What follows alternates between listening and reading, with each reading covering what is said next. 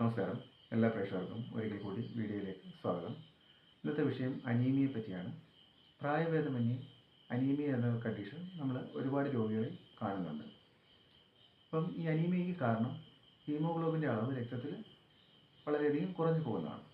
നോർമലായിട്ട് ഹീമോഗ്ലോബിൻ്റെ അളവായി കണക്കാക്കുന്നത് പുരുഷന്മാരിൽ 14 മുതൽ 18 ഗ്രാം പെർ ഡെസിലിറ്ററും സ്ത്രീകളിൽ 12 മുതൽ 16 ഗ്രാം പെർ ഡെസിലിറ്ററുമാണ്. ഈ ഹീമോഗ്ലോബിൻ്റെ പ്രധാന ഫംഗ്ഷൻ എന്നുള്ളത് ഓക്സിജനെ ശരീരത്തിൻ്റെ എല്ലാ ഭാഗത്തും എത്തിക്കുക എന്നുള്ളതാണ്. അപ്പോൾ നമ്മളിനി അടുത്തത് ഈ ഹീമോഗ്ലോബിൻ്റെ അളവ് കുറയാനുള്ള കാരണങ്ങൾ പരിശോധിച്ച് കഴിഞ്ഞാൽ പലതരത്തിലുള്ള കാരണങ്ങളുണ്ട്. ഒന്നുകിൽ ശരീരത്തിൽ ഈ പറഞ്ഞ ഡെഫിഷ്യൻസി മൂലം, ഡയറ്റിൽ നിന്നുള്ള ഡെഫിഷ്യൻസി ആവാം, അതല്ലെങ്കിൽ ജിയിലെത്തുന്ന ഭക്ഷണം അബ്സോർപ്ഷനിലുള്ള പ്രശ്നങ്ങൾ കൊണ്ടുണ്ടാവാം. അടുത്ത കാരണമായി പറയുന്നത് ബ്ലഡ് സ്ട്രീമിലുള്ള സർക്കുലേഷനുമായിട്ട് ബന്ധപ്പെട്ടുള്ള പ്രശ്നം മൂലം RBCs ഡിസ്ട്രക്ഷൻ സംഭവിക്കുന്നത്. പിന്നീടുള്ളത് ഈ RBCയുടെ പ്രൊഡക്ഷനുമായിട്ട് ബന്ധപ്പെട്ടാണ്, ബോൺ മാരോയിലുള്ള പ്രശ്നങ്ങളാണ്.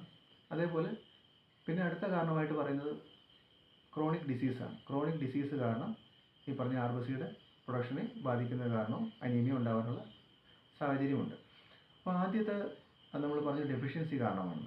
അപ്പോൾ ഈ ഡെഫിഷ്യൻസി കാരണമായി തീർന്ന് നമ്മുടെ ഭക്ഷണത്തിലൂടെ ശരീരത്തിൽ എത്തുന്നുണ്ടെങ്കിലും അത് അബ്സോർബ് ചെയ്യുന്നില്ല, GI ട്രാക്റ്റിൽ നിന്ന് അബ്സോർബ് ചെയ്യാനുള്ള കാരണം. അപ്പോൾ അത് പലതരത്തിലുള്ള കാരണങ്ങളുണ്ട്.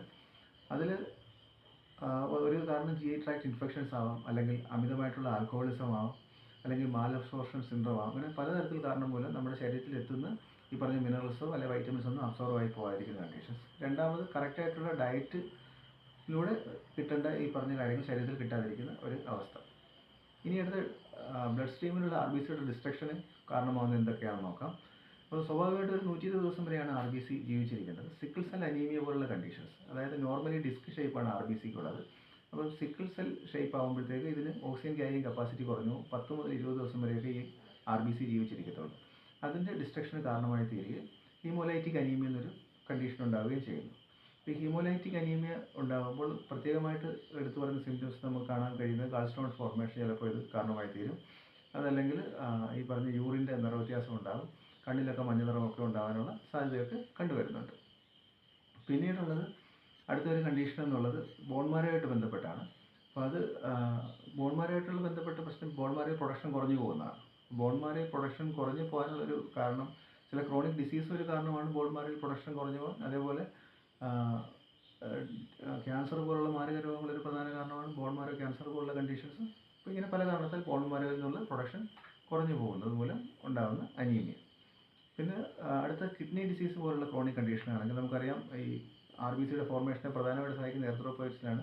ഇപ്പോൾ കിഡ്നി ഡിസീസ്, ക്രോണിക് കിഡ്നി ഡിസീസിലൊക്കെ ഈ പറഞ്ഞ പ്രശ്നങ്ങളുണ്ടാവുകയും അത് ഈ RBCയുടെ പ്രൊഡക്ഷനെ തന്നെ ബാധിക്കുകയൊക്കെ ചെയ്യുന്നുണ്ട്. ഇനി അടുത്തതായിട്ട് നമുക്ക് പരിശോധിക്കേണ്ട എന്തൊക്കെ ലക്ഷണങ്ങളാണ് ഈ പറഞ്ഞ അനീമിയയിൽ ഉണ്ടാകുന്നുള്ളത്. ഒന്നാമത് അമിതമായിട്ട് ക്ഷീണം രോഗിക്കുണ്ടാകും. അതേപോലെ തന്നെ തലവേദന ഉണ്ടാവാം, തലകറക്കം ഉണ്ടാവാം, അതേപോലെ ശ്വാസം മുട്ടൽ, ഹൃദയമിടിപ്പിലുള്ള വ്യത്യാസം, അതേപോലെ കൈയും കാലും തണുത്തിരിക്കുക, വായിൽ അൾസേഴ്സ് ഉണ്ടാകാനുള്ള സാധ്യതയുണ്ട്, ചുണ്ട് വിണ്ടുകീറാനുള്ള സാധ്യതയുണ്ട്, അതേപോലെ തന്നെ നഖങ്ങൾക്ക് ഒരു സ്പൂൺ ഷേപ്പൊക്കെ വരും, അതേപോലെ നാക്കിന് അട്രോഫീഡ് ആവുകയും സ്മൂത്ത് ആവുകയൊക്കെ ചെയ്യും. ഇങ്ങനെ പലതരത്തിലുള്ള കണ്ടീഷൻസ് നമുക്ക് അനീമിയയിലുള്ള രോഗികൾക്ക് നമുക്ക് കാണാൻ കഴിയും. അടുത്തത് നമുക്കിനി ചികിത്സയിലേക്ക് വരികയാണെങ്കിൽ പ്രധാനമായിട്ടും നേരത്തെ ഞാൻ പറഞ്ഞു പലതരത്തിലുള്ള ടൈപ്പ് ഓഫ് അനീമിയാസ് പറഞ്ഞു. ഒന്നുകിൽ പ്രൊഡക്ഷനുമായിട്ട് ബന്ധപ്പെട്ട് പ്രൊഡക്ഷൻ തന്നെ ഇല്ലാതിരിക്കുക, അതല്ലെങ്കിൽ ബ്ലഡ് സ്ട്രീമിൽ ഡിസ്ട്രക്ഷൻ ആവുക, അതല്ലെങ്കിൽ ക്രോണിക് ഡിസീസ് മൂലം ഉണ്ടാകുന്നത്. അപ്പോൾ ആദ്യം നമുക്ക് നോക്കേണ്ടത് പ്രൊഡക്ഷനുമായിട്ട് ബന്ധപ്പെട്ടാണ്. എന്തുകൊണ്ടായിരിക്കും ബോൺ മാരോയിൽ പ്രൊഡക്ഷൻ കുറഞ്ഞു പോകുന്നതെന്നുള്ളത്. DNA മ്യൂട്ടേഷൻ ഒരു പ്രധാന കാരണമാണ്. അപ്പോൾ ഇതെല്ലാം വന്ന് നിൽക്കുന്ന അടിസ്ഥാനമായിട്ട് ഇതിൻ്റെ ചികിത്സ വന്ന് നിൽക്കുന്നത് നമ്മുടെ ഉദരമായിട്ട് ബന്ധപ്പെട്ട ചികിത്സയിലാണ്, ഉദര രോഗങ്ങളിലാണ്. അപ്പോൾ അതിൻ്റെ കറക്ഷൻസ് അല്ലെങ്കിൽ നമ്മുടെ ഗട്ട് മൈക്രോബയോമിൻ്റെ കറക്ഷനിൽ ഒരു പ്രധാന ചികിത്സയായിട്ട് ആയുർവേദം കണക്കാക്കുന്ന വസ്തി ചികിത്സകളാണ്. ഇപ്പോൾ പലതരത്തിലുള്ള ക്ഷീരവസ്തികളുണ്ട്. അപ്പോൾ പലതരത്തിലുള്ള അത്തരം വസ്തി പ്രയോഗങ്ങളിലൂടെ ഇത്തരം ചികിത്സകൾ ചെയ്ത് പിന്നീട് ഡെഫിഷ്യൻസിക്ക് ഡയറ്റിലും ഉള്ള ഡെഫിഷ്യൻസി മാറ്റാൻ വേണ്ടിയുള്ള ചികിത്സകളും അതേപോലെ അബ്സോർപ്ഷൻ കൂട്ടാൻ വേണ്ടിയുള്ള ചികിത്സകളൊക്കെയാണ് ആയുർവേദത്തിൽ പ്രധാനമായിട്ട് പറയുന്നത്. ഇനി അടുത്തത് നമുക്ക് ഡയറ്റിലൂടെ എത്തിയാലും അബ്സോർപ്ഷൻ കറക്റ്റ് ആയില്ലെങ്കിൽ, ജീവനുള്ള അബ്സോർപ്ഷൻ കറക്റ്റ് ആയില്ലെങ്കിൽ സ്നേഹപാനം പോലുള്ള ചികിത്സകളും വിരേചന ചികിത്സകളൊക്കെ ആയുർവേദത്തിൽ പറയുന്നുണ്ട്. അതിനുശേഷം ഡയറ്റ് കറക്റ്റ് ചെയ്യുക എന്നുള്ളതാണ് പിന്നീടുള്ള ചികിത്സയായിട്ട് കണക്കാക്കുന്നത്. പിന്നീടുള്ളത് ഇതൊന്നുമല്ല പ്രശ്നം, ഡയറ്റിലൂടെ പ്രോപ്പറായിട്ട് എത്താത്തതാണെങ്കിൽ അപ്പോൾ ഡയറ്റ് കറക്റ്റ് ചെയ്യുക, മരുന്നിലൂടെ കറക്റ്റ് ചെയ്യുക എന്നുള്ളത്, അതിനുവേണ്ടിയുള്ള സപ്ലിമെൻറ്റ് കൊടുക്കുക എന്നുള്ളതാണ്. ഇപ്പോൾ ചികിത്സയിൽ പ്രധാനമായിട്ടും ഇരുമ്പിൻ്റെ അംശം ചേരുന്ന മണ്ടൂരഘടകം പോലുള്ള ഗുളികകൾ, ലോഹാസവും അതേപോലെ നാഗായസലോ, ഇങ്ങനെ പലതരത്തിലുള്ളത് ചികിത്സയിൽ വളരെയധികം പ്രതിപാദിക്കുന്ന മരുന്നുകൾ പറയുന്നുണ്ട്. അതേപോലെ ഡയറ്റിൽ തന്നെ നമ്മൾ ഭക്ഷണത്തിൽ നമ്മൾ കഴിക്കുന്ന ആഹാരങ്ങളിൽ ഇറച്ചി, മീൻ, മുട്ട, അതേപോലെ മുസമ്പി, അങ്ങനെയുള്ള പലതരത്തിലുള്ള അയൺ കൂടിയ ബീറ്റ്റൂട്ട്, പലതരത്തിൽ അയൺ കൂടിയത് അല്ലെങ്കിൽ പോളിക്കാർഡ് സപ്ലിമെൻറ്റുകൾ, ഫോളേറ്റ് സപ്ലിമെൻറ്റ്സ് ഇതൊക്കെ ഉൾപ്പെടുത്തുമ്പോൾ തീർച്ചയായിട്ടും ഡെഫിഷ്യൻസി പരിഹരിക്കാൻ പറ്റും. അപ്പോൾ നാരങ്ങ പോലുള്ള വൈറ്റമിൻ സി പോലുള്ളത് ഇതിൻ്റെ അയണിൻ്റെ അബ്സോർഷനെ കൂട്ടുമെന്നാണ് പറയുന്നത്. ചായ കാപ്പിയൊക്കെ അമിതമായിട്ട് കുടിച്ച് കഴിഞ്ഞാൽ അയണിൻ്റെ അബ്സോർഷൻ കുറഞ്ഞു പോകുന്ന പഠനങ്ങൾ പറയുന്നുണ്ട്.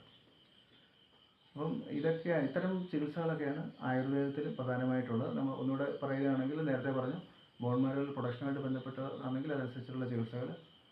രണ്ടാമത് ഡയറ്റിലുള്ള ഡെഫിഷ്യൻസി ആണെങ്കിൽ അത് ഡയറ്റിലൂടെ പരിഹരിക്കുക.